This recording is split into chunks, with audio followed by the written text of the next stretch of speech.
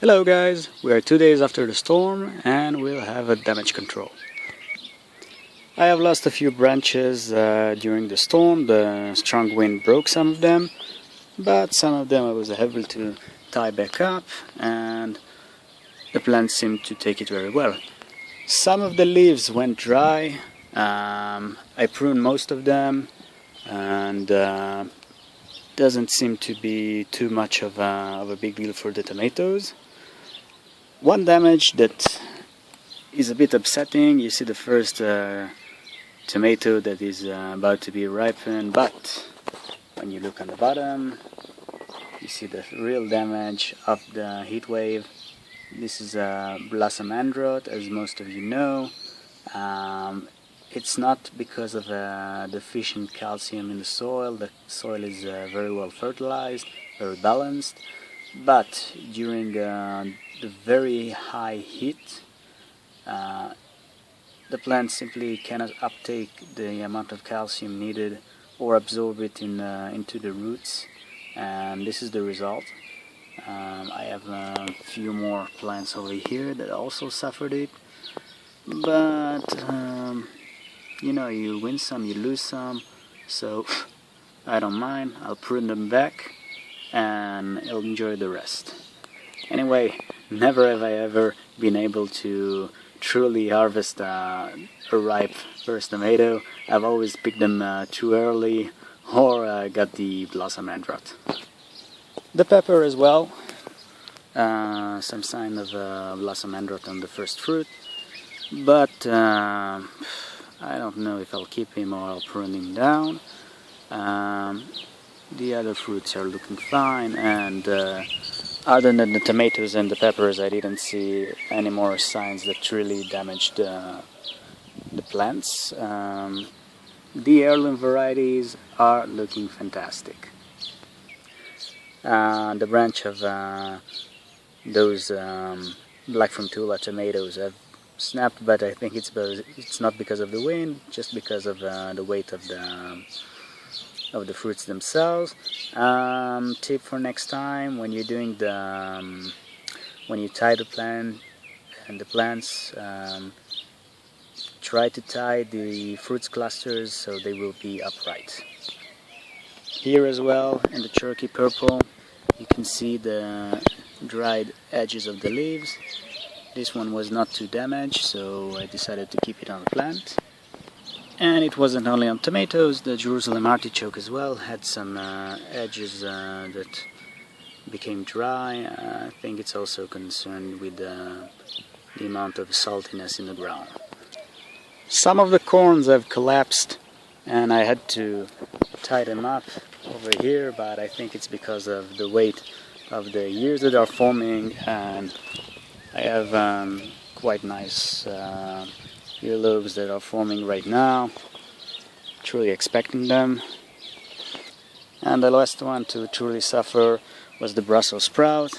Now the sprouts are forming and I will harvest them and then I'll take out the plants. The problem is that once it gets so hot, the sprouts become a bit bitter, and what you have to do, you have to cook it for at least 15 minutes in boiling water so that the bitterness can come out.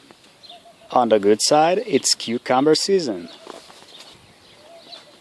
And we already have our first cucumber over here. We picked another one that was right next to him. This is the Wonder White cucumber. Now this variety can be pickled, but it can also eaten fresh. The other one that we picked was a bit immature, which made him a bit bitter. We're leaving this one over here to stay a bit longer. As you can see, it has those tiny bits of I don't know, burp. I don't know how you call it in English.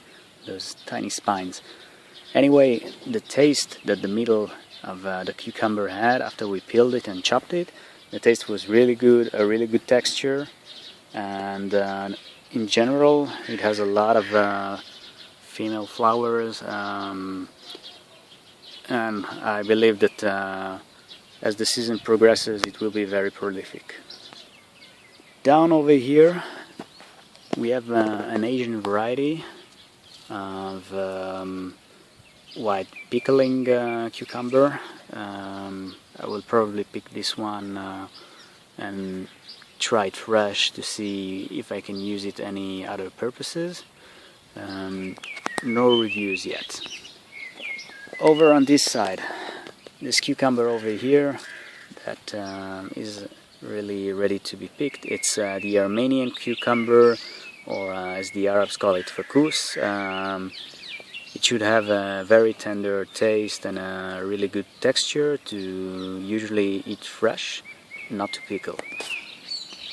Now on the other side, over here, is the local cucumber known as the Beit Alpha variety. Classic cucumber, small, can be double the size of this one. This one is not fully mature, but it's best to pick it up when it's small, and this way it gets a sweeter, better taste. And over here as well you can see one, and another one over here. Now the Beit Alpha cucumber was groomed at Kibbutz Beit Alpha in the north of Israel. It really is a mild and sweet variety, and if you grow it, I recommend for you to pick it when it's small and firm. Don't let it to grow too big, or else it will be very dull in taste. From the same family, over here we have black zucchini that is forming right now next to it.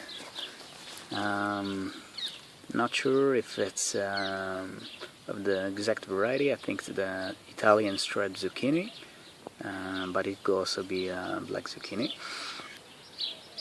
In the net house, the ancho pepper, red triangle and banana peppers are looking great. They're really nicely growing and forming, flowering every day. I'm really satisfied with the seed that we got from the Amagaro channel. Thank you, Luke.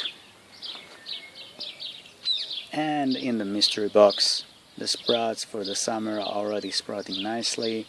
A lot of tomatoes, gome, which is like an Ethiopian spinach or Ethiopian mustard, I'm not so sure which one it is, and an Uzbek melon.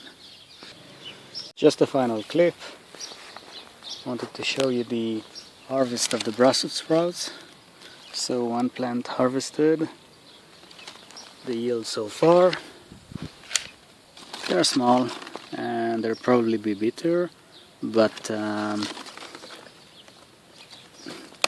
I'll cook them for some 15 minutes and then I'll stir fry them, probably with butter and thyme.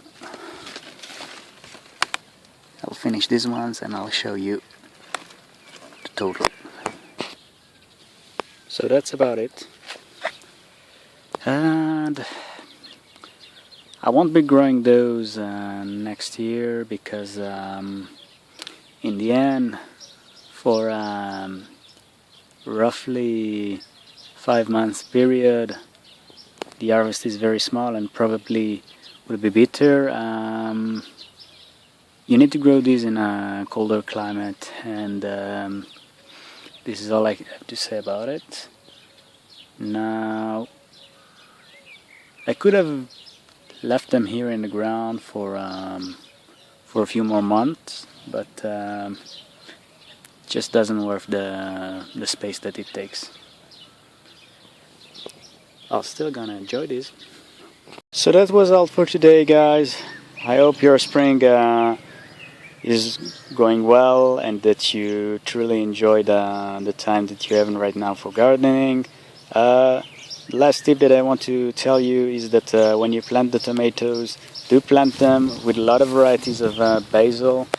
Like over here I have the lemon basil, which is amazing with its flavor and its scent. It really adds up, and it helps you grow a lot of basil for pesto and as well it gives the nice scent that helps the tomato to grow. I don't know exactly how, but I know it does. Anyway, this is Gil from the edge of the lawn garden. Have a nice day, guys.